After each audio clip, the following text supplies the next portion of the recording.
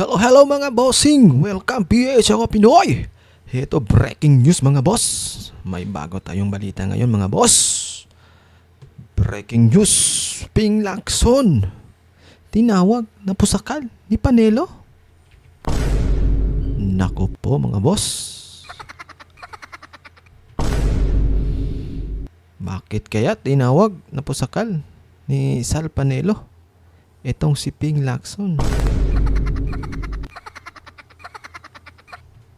Eto naman, Tito Soto. Pinaghahandaan ang Senado sa impeachment laban kay BP Inday Sara Duterte.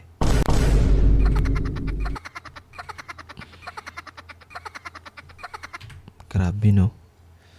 Pinaghandaan talaga ni Tito Soto ang impeachment ni BP Sara kapag darating na sa Senado mga boss. Yung impeachment laban dito kay BP Inday Sara Duterte na sure win na ata sa 2028. Sure win na yan. Kaya dito mga boss, ang banat ni Sal Panelo na tinawag na pusakal. Itong si Senador Ping Lacson mga boss. Kaya parang nagalit si dito. Si Ping Lacson may buwelta. May buwelta agad mga boss. Bumanat din kay Sal Panelo.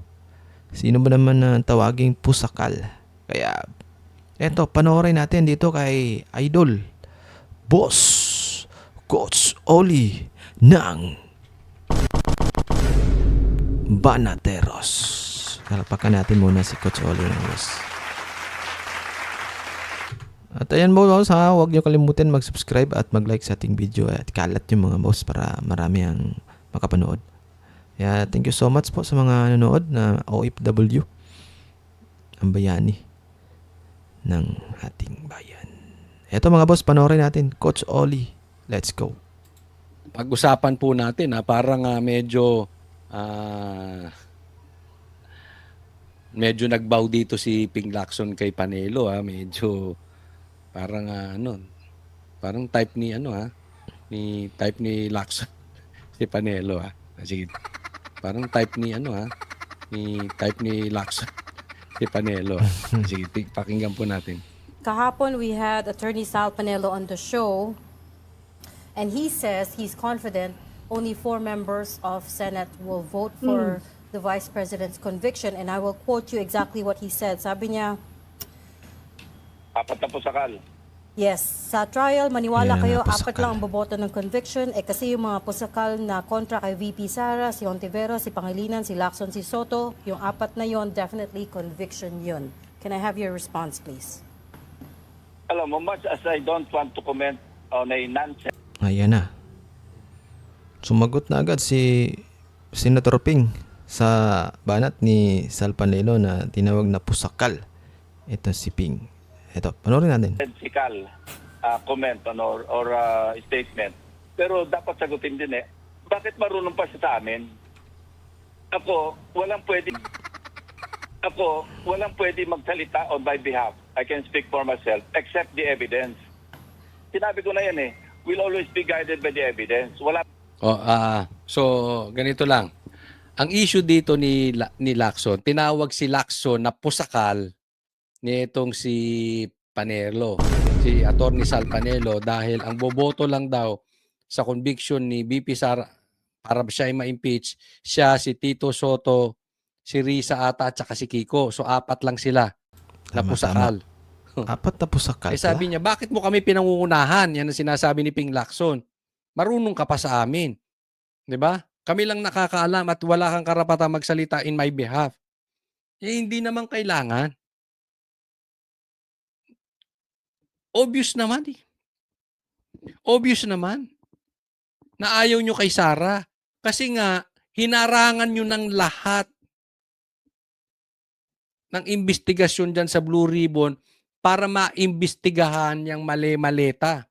Yung imbestigahan ng pagnanakaw sa flood control. Sino bang humaharang? Hindi ba obvious? Tanga ka ba, Lacson? or ginagawa mong tanga yung taong bayan? Halatang halata naman ng taong bayan, ayaw nyo. Pinatatagal ninyo yung hearing dyan sa ghost projects, dyan sa flood control scandal. Tapos pumuputok yung butsi mo dyan para kang bakla. Pa tayo doon. Bakit pinangungunahan niya at tatawagin pa niya kaming pusakal? Anong confrontation? Anong lalagay niya kami on the spot? Ba't mas marunong pa siya sa akin? Bakit mas marunong pa siya kay Risa? Ba't mas marunong pa siya kay Kiko? Ba't mas marunong pa siya kay SP? Bakit manghuhula pa siya? Kung sabihin ko siya yung pusakal na manghuhula, Di sabihin mo, karapatan mo yun eh. Di ba? Parang ang baklang pumuputok ang butsi mo dyan. Tama ka, Coach Olik. Tama. Nakikipagtara. Well, normal na sasabihin.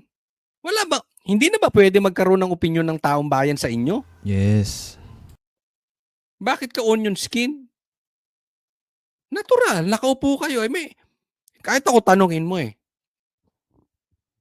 pupustahan ako? Kung boboto ka ng conviction kay Sara o hindi, yun din nasasabihin ko. Boboto ka, kayong dalawang mag-boyfriend na si Tito Soto. Oh. Edi, kung iba, edi tawagin mo rin pusakal si si Lacson. Oh. Ano mo naman kabaklaan yan? The idea that Maximum daw 6, sabi niya, maximum 6 senators. pero Baka daw nga umabot naman alam ng mo, 6. bakit nababasa niya ba ang isipan ng bawat senador? Mo, kami, nag-usap-usap na rin kami at least some of us, ang titingnan namin yung patong ng ebidensya. Kung ebidensya, kasi kami, nasa microscope kami niyan ng publiko kasi definitely, Ang punto ni Lacson, ang titingnan nila ebidensya. Naniniwala kayo doon. Hindi political color. Lacson naman, para kang pinanganak kahapon. sa publiko yung trial. As in the case of Yes. former CJ Corona, no? Nasa Microsoft kami, kaya babantayan kami dyan, whether or not may interest kami tumakbo pa o wala na. Magmamasdan kami, obserbahan kami, at kung malabo naman ang ebidensya at pagkukonvict pa rin kami, ano mahihita namin doon? Yun ang iwanan naming legacy, dalawa ni Senate President. Ano makikita nyo? Maleta. Ano makikita nyo? Bayad utang.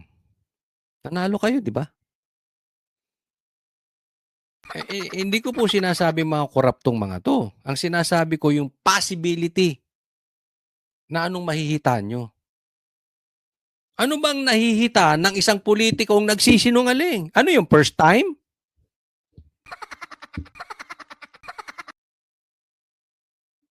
First time bang gagawin ng politiko yan? So, ibig mong sabihin, malinis kayo, sobra. Yang ginagawa nyong yan, malinis kayo, sobra. Ay, wow. Hiyang-hiya naman ako sa inyo ni Tito Soto. Hiyang-hiya ako. President Soto, na kami walang kakwenta-kwentang ebidensya, nag-convict kami. On the other hand, ang tiba na ebidensya, tapos pag-a-appoint kami. Saan naman kami lalagay niyan? Yan ba ipapamana namin sa mga anak namin, sa mga apo namin? Hindi, yung maleta. Makatanggap ka lang ng 2 maleta. Hello? Hindi ko pa pinagbibintangan na ganun sila, ha? Ang punto lang natin, hindi first time sa politika yan. May posibilidad po yan. Diba? Posibilidad lang. Ha? Kasi nagtatanong ka, anong mahihita mo? O di sasagutin kita. Yun ang mahihita mo. Kung ayaw mo ng sagot ko, huwag ka na magtanong. May mga huwisyo naman kami, huwag niya kami pangunahan. Kasi yun ang talagang complete nonsense. Yung sasabihin mong apat yung sigurado magko-convict. Hindi lang sa pusakan, ungas siya, ungas. Pero Ay, para lang sa ating tigapakinig, ang ibig sabihin ka ng pusakal, Thank you. galing yan sa kwan sa Grabe. Galit na galit po Si Sel Ping mga boss dito kay Sal Panelo. Tinawag niya na pusakal. Itong si Ping Lacson mga boss. Eto, panoorin natin. Itang pusa Pusang sa kalye. Pusakal. Ito nang galing yan. Hindi ko na tinanong. Usually, ang ibig sabihin yan, adik. Diba? Yun ang ibig sabihin yan. Pero marami Oo, akong pusakal pwedeng na isipin magnanakaw. kay Senator Ping Lacson. Pero Pusakal hindi ko na siya sinungaling. maisip na adik. No? Yeah. But the idea that confident sila that she will win if the impeachment case goes to Yeah. a Senate trial, and that it's going to be a numbers game. That's what Attorney Sal Panelo said. Yeah. What do you think of that? Does it have any basis at all? Given that, let's be honest, medyo divided nga naman talaga ang Senado. Walang basis at all. Ano? Kasi alam mo, ang pinaka-saving grace ni Sal Panelo, yung anak niya, ang layo, yung anak niya, ang layo ng bagsak ng prutas do sa puno. Ibang aura ng anak. Ano? Ako, umahanga ako doon sa anak eh. Ay, crush mo pa crush. Hindi, Ay, naku po, umahanga pala si Sin Ping sa anak ni Sal mga boss.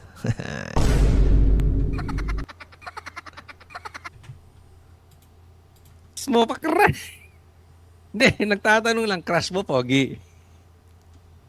Ayaw mo nang matanda. Gusto mo yung bata. Why? Hanga siya dun sa ano. May tsura yung anak niyan. Why? Kasi na-interview namin yung anak niya, di ba? Oo nga. Hindi, yung anak naman kasi niya, diretso magsalita. Yung nauukol lang sa batas. No? Wala yung mga pusakal, wala mga ganyan-ganyan. Pero,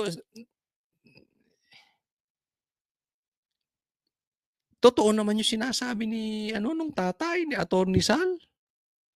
Totoo naman. Opinion niya yon, pero, baka karamihan ng mga Pilipino, yun din ang opinion. Meron bang maniniwala sa inyo? Halimbawa, sabihin ko na hindi i-convict ni Tito Soto at saka ni Lacson si Sara. May maniniwala ba sa inyo na halimbawa sabihin ko sa inyo na excited imbestigahan ni Tito Soto at ni Lacson yung patungkol sa maleta at sa ghost projects?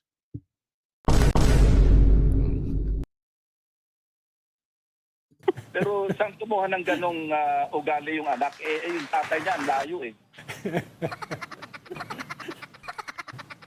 I don't know. Tawa ng tawa, baka mamaya matrouble ka na naman. 18 to 20 daw yung Alam mo, 18 to 20 yung expected niya. Alam mo, ano. sa kagaganyan niya, baka malaglag siya from the kisam eh. Sorry. Dati rin, Alam sigurado mo ba yung sila mga hindi nalalaglag aabot sa sa kisam eh? ICC. Kung ano yun? Yes, sir. Ano yun? Ako Ano alam ko yun? yun. Hindi ko alam. But, so Tanong nyo look, kay Ronald, kung ano yung minsan nalalagdag sa kisam eh. Galing sa kisam eh. Si Pilio. Tuko, Nalalaglag siya. Butiki. I don't know what tuko is. Lizard. Hindi mo nang tuko. Lizard. Gecko. But anyways, It's a Tuko. lizard, Gecko. no? It's a lizard. Hindi ko sinasabi na kamukha ni Lizard. Panelo si lizard. But the reason I keep coming back to this is, yes, so you don't think there's any basis? Kasi, when you look at how the Senate votes now, even case in point yung partial report niyo, Senator, they're mostly doing so along party lines, hindi ba?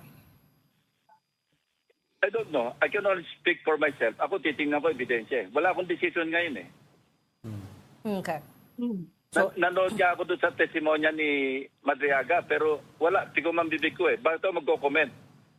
Magiging senator judge ako. Parang it's almost a certainty na Correct. itatransmit sa amin yung articles of impeachment. Yeah.